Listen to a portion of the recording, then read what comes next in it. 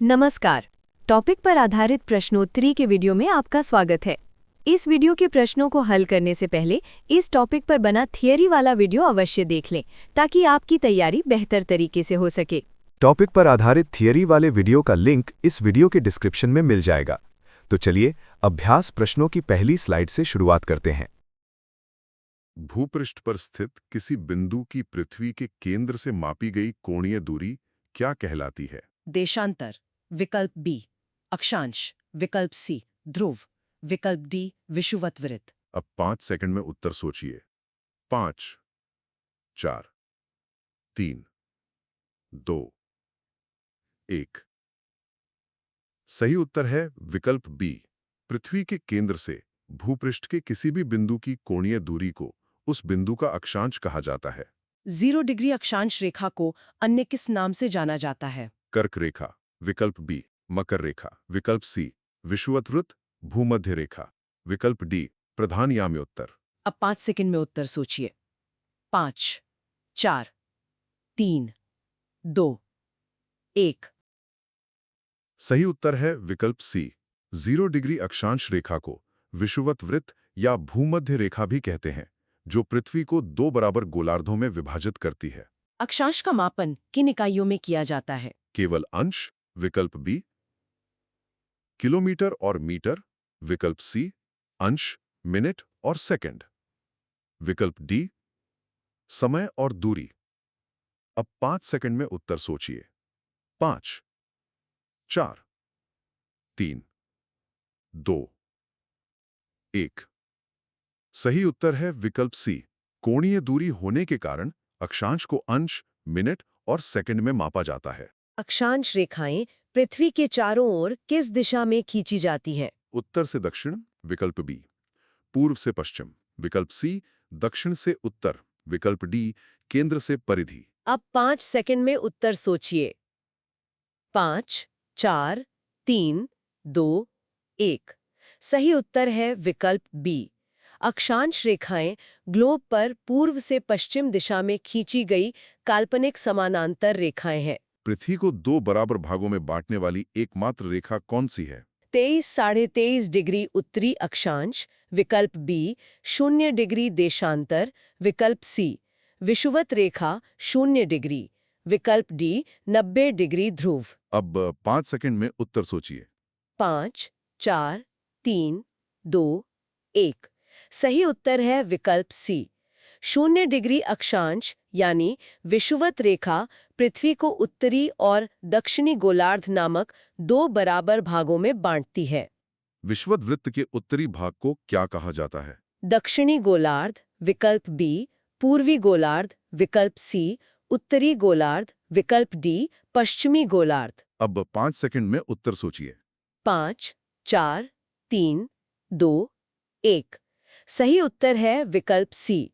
विषुवत वृत्त के उत्तर में स्थित पृथ्वी के आधे भाग को उत्तरी गोलार्ध कहते हैं। अक्षांश रेखाओं की सबसे मुख्य विशेषता क्या है? ये एक दूसरे को काटती हैं, विकल्प बी। ये ध्रुवों पर मिलती हैं, विकल्प सी। ये एक दूसरे के समानांतर होती हैं, विकल्प डी। इनकी लंबाई समान होती है। अब 5 सेकंड में उत्तर सोचिए। 5, 4, 3, 2, 1। सही उत्तर है विकल्प सी। सभी अक्षांश रेखाएं पूर्ण वृत्त होती हैं और एक दूसरे के समानांतर होती हैं। वे कभी आपस में नहीं मिलती। दक्षिणी गोलार्ध किसे कहते हैं? विषुवत वृत्त का उत्तरी भाग, विकल्प बी। विषुवत वृत्त का दक्षिणी भाग, विकल्प सी। प्रधान याम्योत्तर का पूर्वी भाग, विकल्प डी। प्रधान याम्योत्तर का पश्चिमी भाग। अब 5 सेकंड में उत्तर सोचिए। 5, 4, 3, 2, 1। सही उत्तर है विकल्प बी। विषुवत वृत्त के दक्षिण में स्थित पृथ्वी के आधे भाग को दक्षिणी गोलार्ध कहा जाता है। भूमध्य रेखा के उत्तर में स्थित रेखाएं क्या कहलाती हैं? दक्षिणी अक्षांश, विकल्प बी। पश्चिमी देशांतर, विकल्प सी। उत्तरी अक्षांश, विकल्प डी। पूर्वी देशांतर। अब 5 सेकंड में उत्तर सोचिए। 5, 4, 3, 2, 1। सही उत्तर है विकल्प सी। भूमध्य रेखा के उत्तर में स्थित सभी समानांतर रेखाओं को उत्तरी अक्षांश रेखाएं कहते हैं। यदि 1 डिग्री के अंतराल पर रेखाएं खींची जाएं, तो उत्तरी गोलार्ध में कुल कितनी रेखाएं होंगी? 90, विकल्प बी 89, विकल्प सी 180, विकल्प डी 179। अब 5 सेकंड में उत्तर सोचिए। 5, 4, 3, 2, 1। सही उत्तर है विकल्प बी। उत्तरी गोलार्ध में 1 डिग्री से लेकर 89 डिग्री तक कुल 89 अक्षांश रेखाएं होती हैं, क्योंकि 90 डिग्री एक बिंदु है। अक्षांश रेखाओं की कुल संख्या ध्रुव बिंदुओं को छोड़कर कितनी होती है? 181, विकल्प बी 180, विकल्प सी 179, विकल्प डी 360। अब 5 सेकंड में उत्तर सोचिए। 5, 4, 3, 2, 1। सही उत्तर है विकल्प सी। 89 उत्तरी गोलार्ध में, 89 दक्षिणी गोलार्ध में और एक भूमध्य रेखा, कुल मिलाकर 179 अक्षांश रेखाएं हैं। कुल अक्षांश रेखाओं की गणना का सही सूत्र क्या है? 90 + 90 + 1, विकल्प बी 89 + 89 + 1, विकल्प सी 90 + 90 - 1, विकल्प डी 89 + 89 - 1। अब 5 सेकंड में उत्तर सोचिए। 5, 4, 3, 2, 1। सही उत्तर है विकल्प बी। यह सूत्र उत्तरी गोलार्ध 89 रेखाएं, दक्षिणी गोलार्ध 89 रेखाएं और भूमध्य रेखा एक रेखा की संख्या को सही ढंग से दर्शाता है। किन्हीं दो समांतर अक्षांश रेखाओं के मध्य की दूरी कितनी होती है? 111.33 किलोमीटर, विकल्प बी 111 किलोमीटर, विकल्प सी 108 किलोमीटर, विकल्प डी 100 किलोमीटर। अब 5 सेकंड में उत्तर सोचिए। 5, 4, 3, 2, 1। सही उत्तर है विकल्प बी। दो क्रमिक अक्षांशों के बीच की दूरी लगभग 111 किलोमीटर होती है। ध्रुव बिंदु रेखाएं क्यों नहीं मानी जाती हैं? क्योंकि वे वृत्ताकार हैं। विकल्प बी, क्योंकि वो बिंदु मात्र हैं। विकल्प सी, क्योंकि वे काल्पनिक हैं। विकल्प डी, इनमें से कोई नहीं। अब 5 सेकंड में उत्तर सोचिए। 5, 4, 3, 2, 1। सही उत्तर है विकल्प बी। 90 डिग्री उत्तरी और 90 डिग्री दक्षिणी अक्षांश रेखा ना होकर केवल बिंदु हैं, जिन्हें ध्रुव कहा जाता है। अक्षांश रेखाओं का अंतराल सामान्यतः कितना रखा जाता है? 1 डिग्री, विकल्प बी 5 डिग्री, विकल्प सी 10 डिग्री, विकल्प डी 15 डिग्री। अब 5 सेकंड में उत्तर सोचिए। 5, 4, 3, 2, 1। सही उत्तर है विकल्प ए। मानचित्रण और गणना की सुविधा के लिए अक्षांश रेखाओं को सामान्यतः 1 डिग्री के अंतराल पर खींचा जाता है।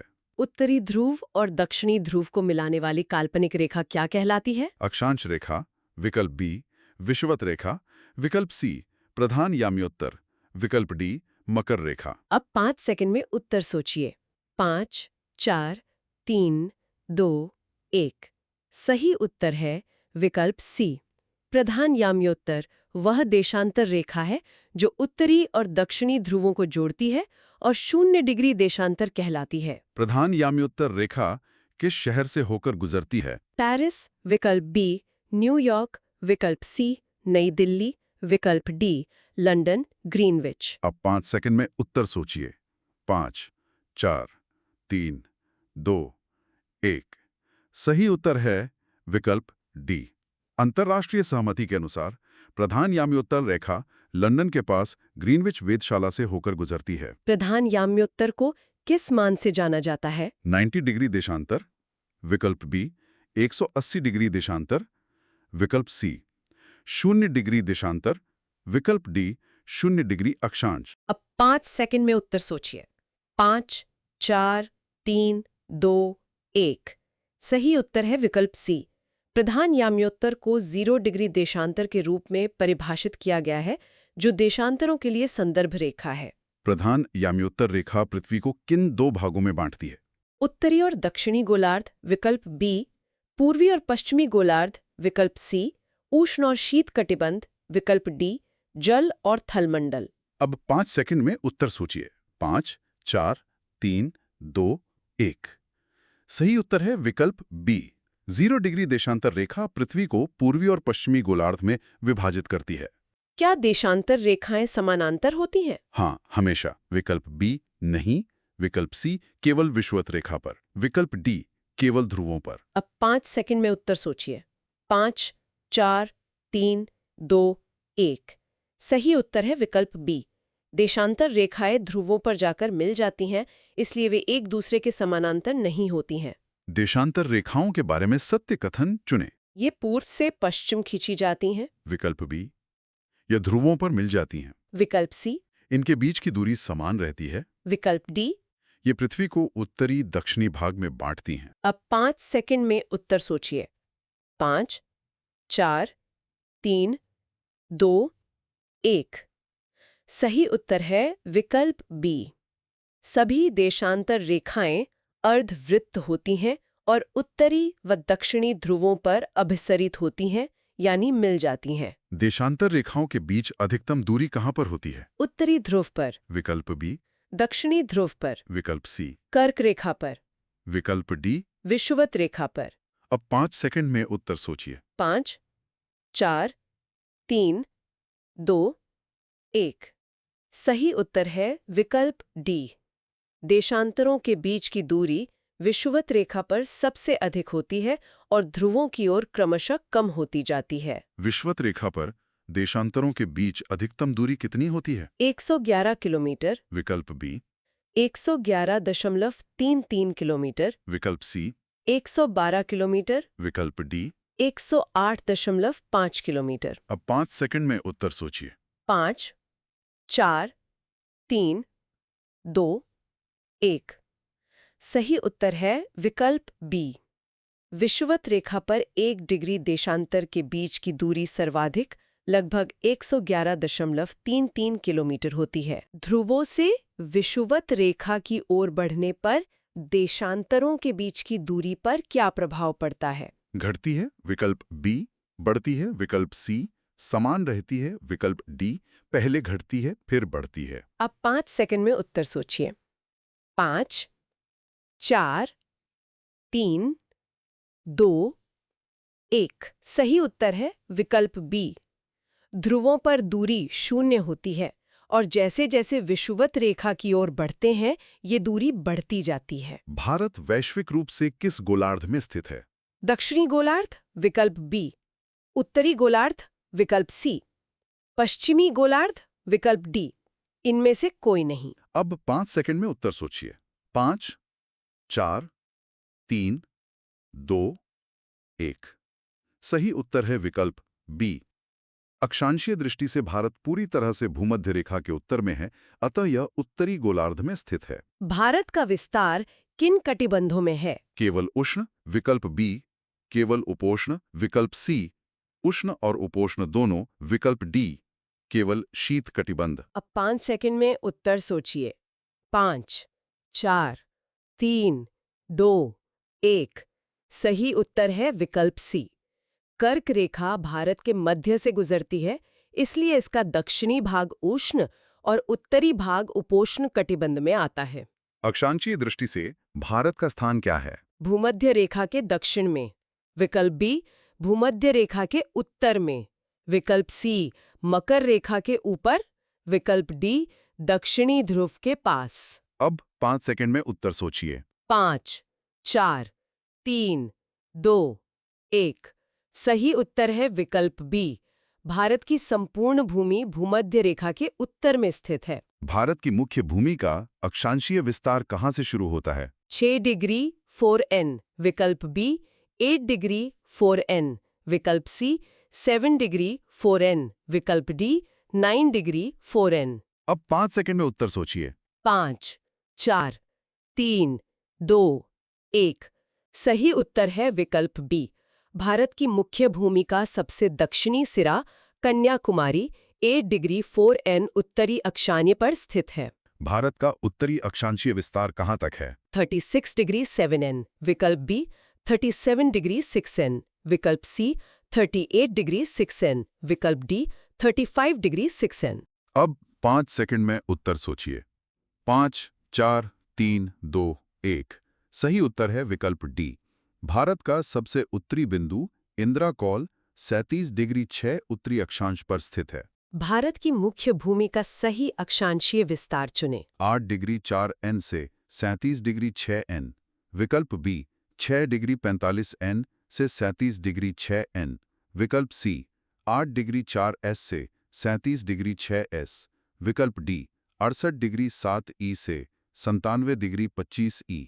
अब 5 सेकंड में उत्तर सोचिए। 5, 4, 3, 2, 1।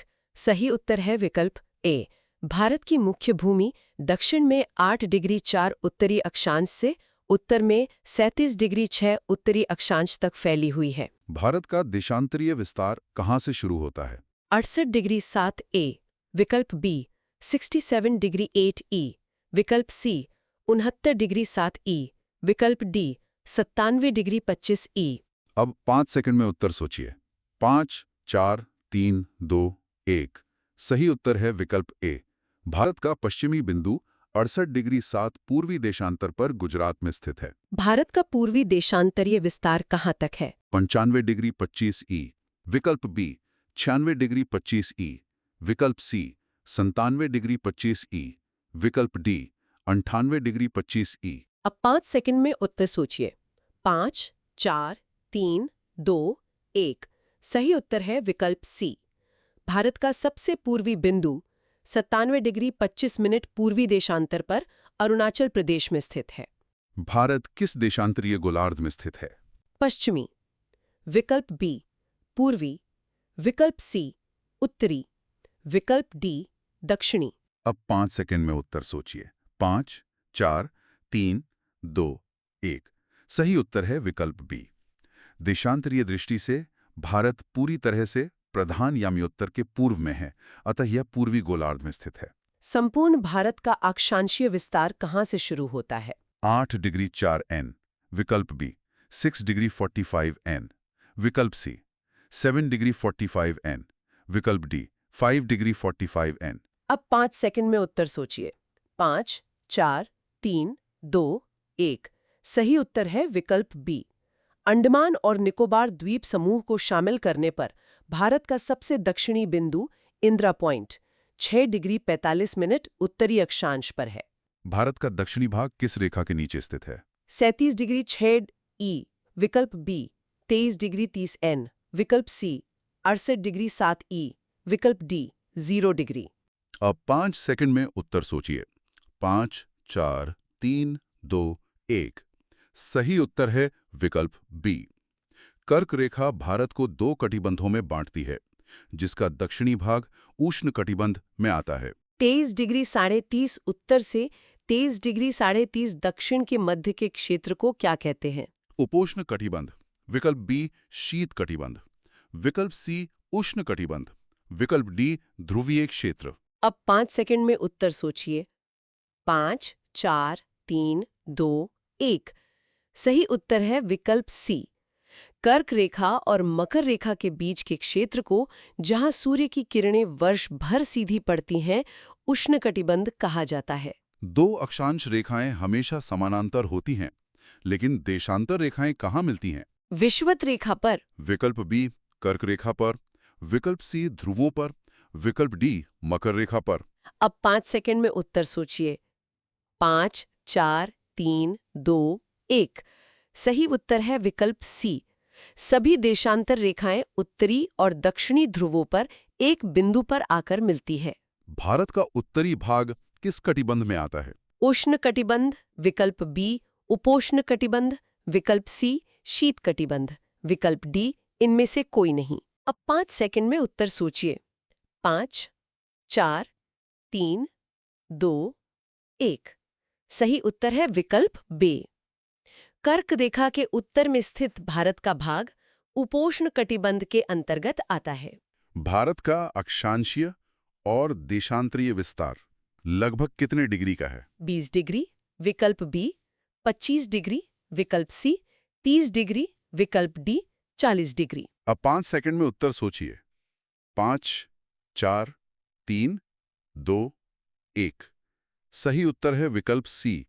भारत का अक्षांशीय और देशांतरीय विस्तार लगभग 30 डिग्री है। भारत की स्थिति के संदर्भ में सही युग्म चुनें। उत्तरी गोलार्ध पूर्वी देशांतर। विकल्प बी दक्षिणी गोलार्ध पूर्वी देशांतर। विकल्प सी उत्तरी गोलार्ध पश्चिमी देशांतर। विकल्प डी दक्षिणी गोलार्ध पश्चिमी देशांतर। अब 5 सेकंड में उत्तर सोचिए।